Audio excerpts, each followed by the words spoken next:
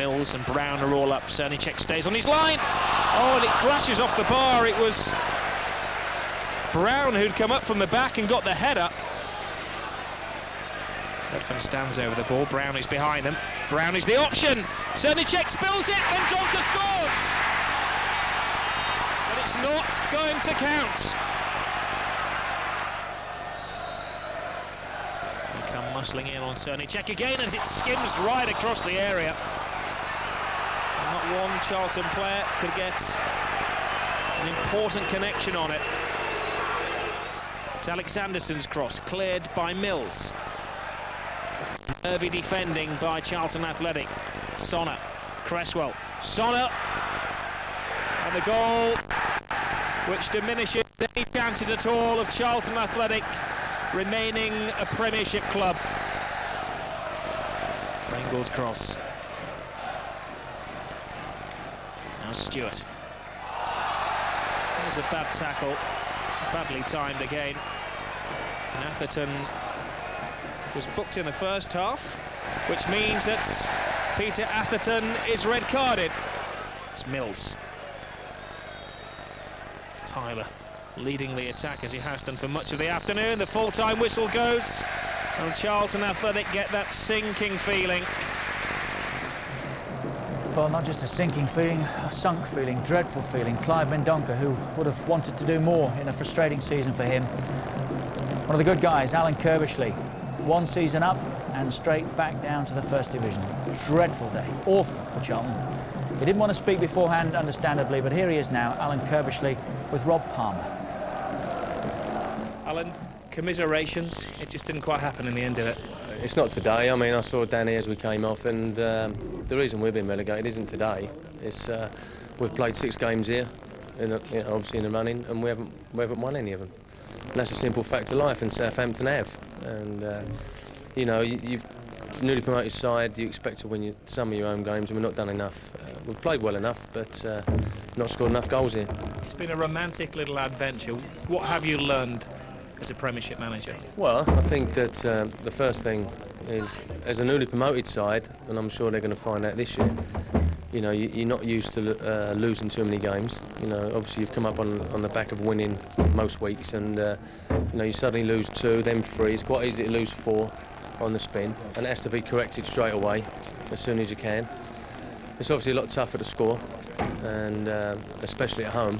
I think it's you know, the Premiership sides are so strong, and I think just bridging that financial gap with the players you attract and the ones that you can bring into your club is very difficult. I think the people that have been established Premiership sides have got that couple of rungs up the ladder already, and it's a big gap to bridge. We'll miss them, Alan Kirbishley and his boys, just like Barnsley last year. What cost them in the end, do you think, Louis? Well, they had 1 or 2 problems in defence, Richard.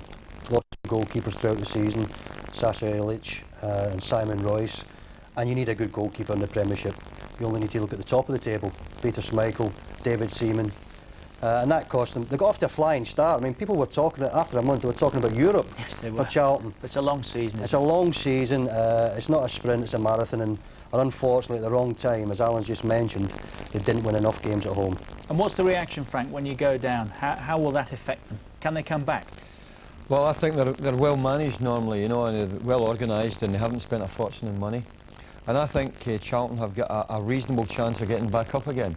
They didn't go out and spend 10, 12, 15 million pounds. They didn't have it. And good housekeeping there. And they went down with a fraction, really. You know, it hasn't been as though they've been down there all the time and down and out. They've been fighting all the time. I think the last 5 or 6 games was the thing that really put them down. They couldn't score a goal in the end. 1 win in 7, as it turned out, at the end of the season. That's not good enough, is it? Yeah. Wrong time of the year to... And they got the boy Pringle, who actually played very well when he came, but he's not a natural goal scorer either. And they lost Mendonca for a period of time. Well, we wish them well, of course, and fingers crossed they can bounce back. Now then, defender Richard Rufus was kept out by an ankle injury and replaced by Steve Brown, and the commentary comes from John Champion.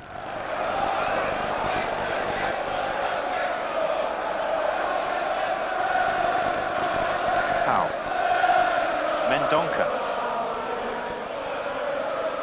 Kinsella. Back with Powell, who's got Robinson just ahead of him, trying to stay onside, which he's done. A flail from Srnicek, but he got good distance.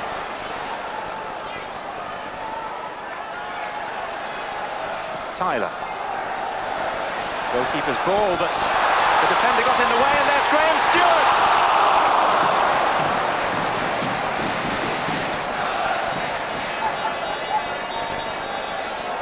Clear opportunity for Graham Stuart. Spurned.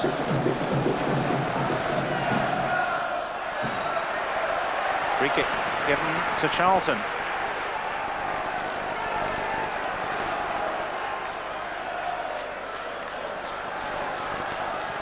Floated in by Kinsella. There's Tyler. And that was close. In fact, as close as Charlton have come. Carl Tyler is up from the back. So too is Steve Brown. Kinsella. There's Brown! Hit the bar!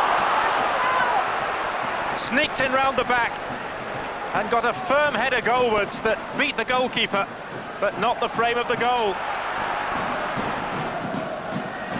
That looked like a foul by Thome.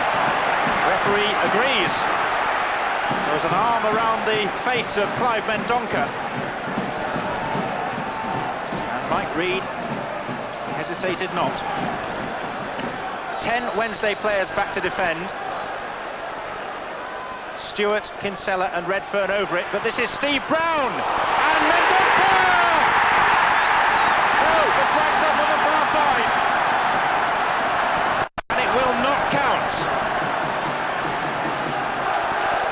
How agonising for Charlton on this of all days.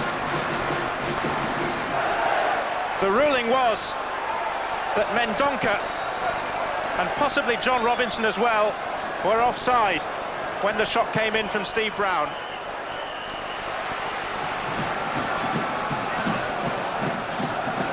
So what can Charlton make of this free kick? Taken by Kinsella.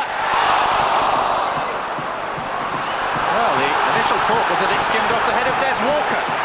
And that's why Charlton are pursuing the referee, who's given a goal kick. In fact, I think it was Haslam's head that made contact with the ball. This, of course, is all Radio 5 Live comes into its own. Alexandersson. Cresswell lurking. In the way was Mills that time. Sonner. Cresswell, lovely back heel. This is Danny Sonner who can finish Charlton off. And may have just done that with that lovely lofted finish. The super touch by the newcomer Cresswell to put in his fellow substitute. A moment of true Premiership class that may spell the end of Charlton's Premiership adventure. Pringle, 2 in the centre, becoming 3 now with the belated arrival of Graham Stuart. Withstood the first challenge from Atherton, and Atherton, who's already been booked, could be sent off here. A second yellow card and then the red for that indisciplined hack at the back of Graham Stuart.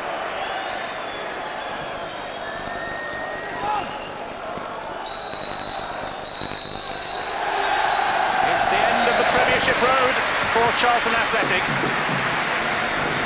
This most friendly of the capital's clubs contemplates an immediate return from whence they came. Throughout the season, I think that we have managed to keep the games tight. We've managed to be in with every game, bar a couple, with a chance of winning, even today. But the bottom line is that we haven't won enough games. Southampton's home form this season has kept them up. Away from home, they haven't been doing it, but they've been winning at home. And we haven't been doing that. We've been drawing or losing and picking up away points. But home form didn't do it for us this season, and that's probably where we lost it. Charlton back to Division 1. Right, let's take a look now at West Ham. They were on the receiving end of a thrashing by title in 7 seasons. It's the 10th major trophy Alex Ferguson has claimed since he took over at Old Trafford back in 1986. Arsenal equalled their points haul of 12 months ago, but they had to settle for second. Chelsea finished in their highest position since 1970, and Leeds claimed a UEFA Cup place. West Ham's 5th position means they will be England's inter-total representatives, which could lead to a UEFA Cup place. Southampton will play in the top flight for the 22nd consecutive time next season after securing their safety today. Charlton and Nottingham Forest both make a quick return to the Nationwide League, while Blackburn Rovers are the surprise third club to join them in the First Division. Right, before we end tonight, Alan and Trevor will be picking the match of one season in the top flight. A Danny Sonner goal for Sheffield Wednesday combined with the Southampton win against Everton, condemning Alan Kirbishley's underdogs to another spell in the Nationwide League. We feel absolutely gutted, don't we?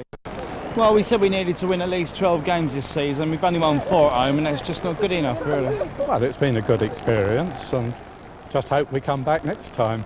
We'll be back again next year! I spoke yesterday for a couple of minutes straight after the game of the importance of bouncing straight back, and we spoke again this morning. And we need to bounce back with people like Danny Mills and Mark Kinsella in the side. And I hope that is the situation. We'll have to do our hardest to keep them sort of players, because I feel that the squad is strong enough to bounce straight back. So heartbreak then for 2 London clubs in one emotion-packed. It's time to call it a day. It is indeed all over for Charlton. Their year in the sun has come to an end, and at the training ground, normally bustling, a sombre mood has descended. I've had to sit down with 1 or 2 of the players that are not going to be retained. We've had to do our retainer list today as well, so it's not a very good day today. Sunday was not a good day either. With Southampton winning at the Dell, it was almost over anyway, and then suddenly that was that. Out of the league, but not outclassed. You know, if you ask most of the managers that have played us this year, we've been as good as we got. But there is a gap, and there's no 2 ways of disguising that. There is a massive gap, and it's borne out of the financial side. And the longer you're out in the Premiership, the further away you're going to be.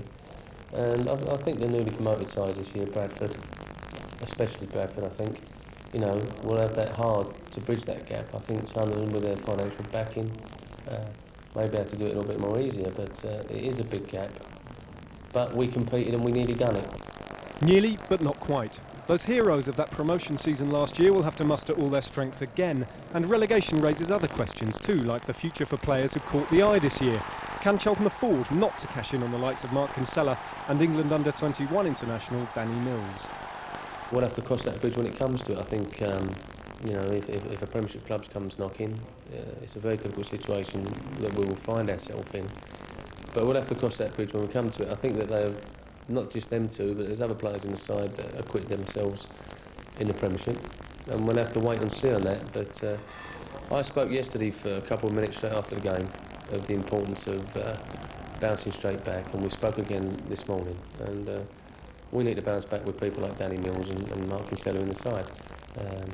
And I hope that is the situation. We'll have to do our hardest to keep them sort of players, because I feel that the squad is strong enough to bounce straight back. Whether or not they can, though, is another matter. One thing is for sure, even if they didn't win enough matches, Charlton Athletic won plenty of friends during their year in the sun. Ned Bolting, Sky Sports.